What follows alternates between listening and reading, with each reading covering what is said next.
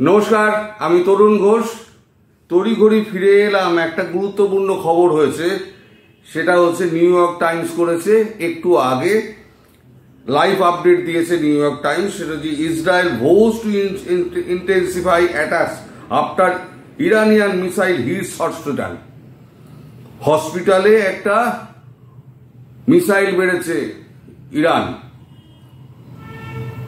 সেই মিসাইলে অন্তত 100 জন আহত হয়েছে। এবার তার বদলা নেওয়ার জন্য ইসরায়েলি প্রেসিডেন্ট নেতানিয়াহু একেবারে বদ্ধপরিকর হয়েছেন। এখানে যে নিউ ইয়র্ক টাইমস যেটা বলছে,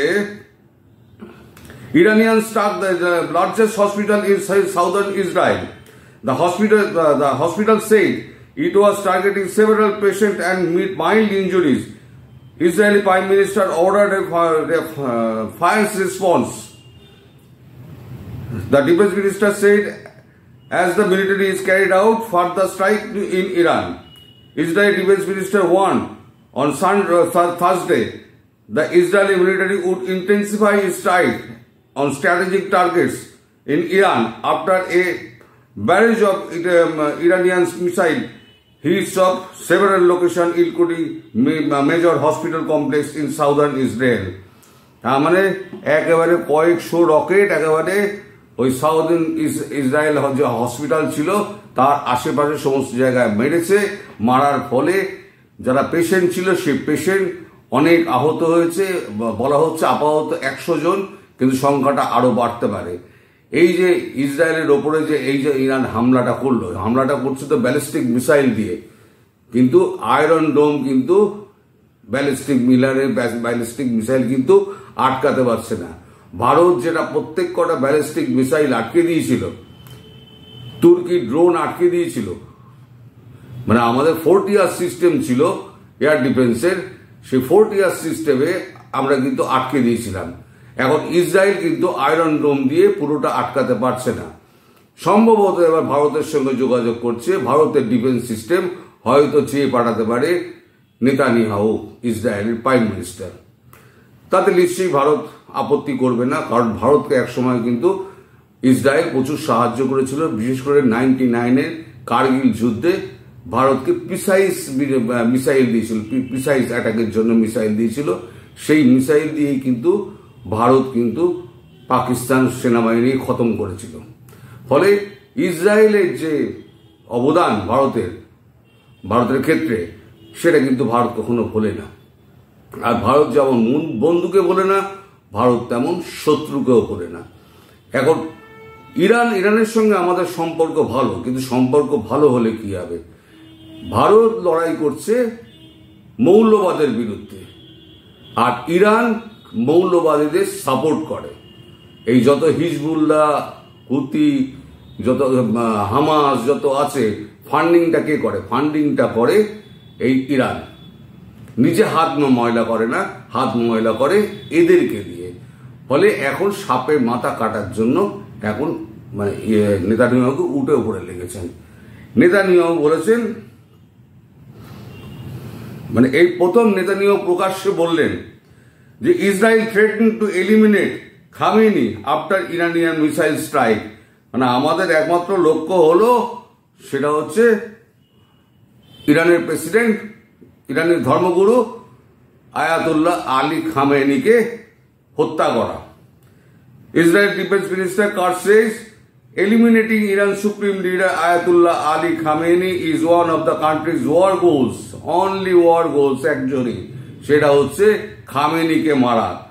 Iranian missile caused serious damage at 4 sites of central and southern Israel, including at the Soroka hospital, while Israeli forces attacked Iran Arak heavy water reactor.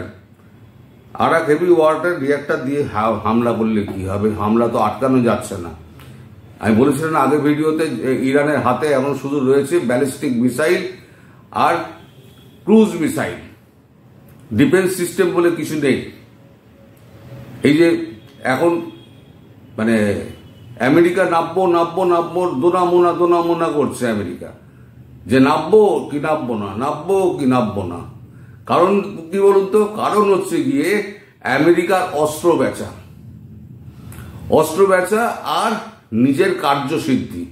এক অস্ত্র বেচা হচ্ছে হামাস, হুতি, হিজবুল্লাহ যারা আছে, এই যে জঙ্গি গোষ্ঠীগুলো, তারা অস্ত্র পায় কোত্থেকে? অস্ত্র তো ব্ল্যাক মার্কেট থেকেই যায়। ব্ল্যাক মার্কেটের যোগানটা দেয় কে? যোগানটা দেয় হচ্ছে আমেরিকা। এবার ইরানের ভয়ে হচ্ছে এই যে আমাদের আরব কান্ট্রিগুলো, যত আরব কান্ট্রি আছে সবাই কিন্তু ইরানের ভয়ে কিন্তু থরথর করে কাঁপে, এবং তাদের প্রোটেকশন দিয়ে রেখেছে কে? হচ্ছে আমেরিকা। এইবারে যদি ইরান শেষ হয়ে যায়, ইরান যদি খতম হয়ে যায়, তাহলে তো এই যে আরব দেশগুলো, তাই তো ভয়টা কেটে গেল। তাহলে তখন আর ইউএস এর কাছে তাদের দামটা তো, ইউএস এর দাম তো কোনো রইল না। ফলে নিজেকে শ্রেষ্ঠ রাখার একটা উপায় হচ্ছে গিয়ে ইরানকে জীবিত রাখো। ফলে ইরানকে মারবো কি মারবো না সে নিয়ে গিয়ে কিন্তু দোনামোনা করছে। আমেরিকা হচ্ছে এমন একটা শক্তি যার শত্রুর অভাব থাকে না, যার বন্ধুর অভাব থাকে না, যদি কেউ তার সঙ্গে হাত মেলায়। এই যে আপনারা দেখছেন না, এই একে পাকিস্তানের ফিল্ড মার্শাল আসিম মুনির, তাকে লাঞ্চে ডেকে যে সমস্ত খাওয়ানো দাওয়ানো হলো, আসলে কি বলুন তো, বলির আগে ওই যে আপনাদের যখন জবাই হয়, ওই কি বলে, কি ঈদ যেন বলে আপনাদের, বকরি ঈদ, তার আগে 1 বছর ধরে খুব চানা ফানা খাওয়ানো হয়।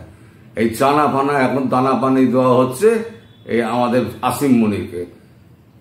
1 বিলিয়ন 2 বিলিয়ন দিয়ে দেবে, এবং নোংরা কাজটা কে করবে? নোংরা কাজটা করবে এই পাকিস্তান। বহুদিন আগে আমি 2-3টে ভিডিওতে আপনারা পরপর বলেছিলাম, দেখবেন ইরানকে যদি ব্যাকস্ট্যাবিং করে তাহলে আর কেউ ব্যাকস্ট্যাবিং করবে না, করবে হচ্ছে পাকিস্তান। সেই পাকিস্তানকে রেডি করছে, তার জন্যই নিয়ে গিয়ে বাহবা দেওয়ার জন্য, পিঠ চাপড়ানোর জন্য এখন আসিম মুনিরকে ডেকে নিয়ে গিয়ে লাঞ্চে হোয়াইট হাউসে খাওয়াচ্ছে। দেশের প্রধানমন্ত্রী, পাকিস্তানের প্রধানমন্ত্রী রয়েছে গদিতে, তার কোনো দাম নেই। কারণ আমেরিকা জানে যে পাকিস্তানের চাবিকাঠি কার কাছে আছে। পাকিস্তানের চাবিকাঠি আছে কিন্তু হচ্ছে সেনানায়কের কাছে। ফলে সেনানায়ককে ধরে যা কাজ করে, নোংরা কাজকর্ম করানোর, সেনানায়ককে দিয়ে করিয়ে দাও। এই হচ্ছে আসল কথা। তা এখন দেখুন, এই স্ট্রাইক আরো জোরদার হবে। আল জাজিরা যে সমস্ত দেখাচ্ছে, ছবিগুলো দেখাচ্ছে, সেগুলো স্টিল পিকচার আমি দেখালাম, ওরা ভিডিওতে দেখাচ্ছে। মানে মারাত্মক ভাবে কিন্তু এবার ইসরায়েল মারতে শুরু করে দিয়েছে ইরানকে। পুরো তেহরান 9-6 করে দিয়েছে। আর তেহরান থেকে মানুষ এখন পালাবার এখন লেগে গেছে, কি করে পালাবে। আর ওদিকে পাকিস্তান কি করেছে, এত মুসলিম কান্ট্রি করে না, আমাদের মুসলিম উম্মা, মুসলিম দোস্ত সবার আগে কিন্তু পাকিস্তানের বর্ডারটা, ইরান পাকিস্তান বর্ডারটাকে সিল করে দিয়েছে, যাতে ইরানের লোকেরা পাকিস্তানে না প্রবেশ করতে পারে। এই হচ্ছে মুসলিম দোস্ত। যাই হোক, আর এখনো ঘটনা অনেক কিছু ঘটবে। আপনারা সবাই ভালো থাকবেন, সুস্থ থাকবেন এবং সাবধানে থাকবেন। নমস্কার।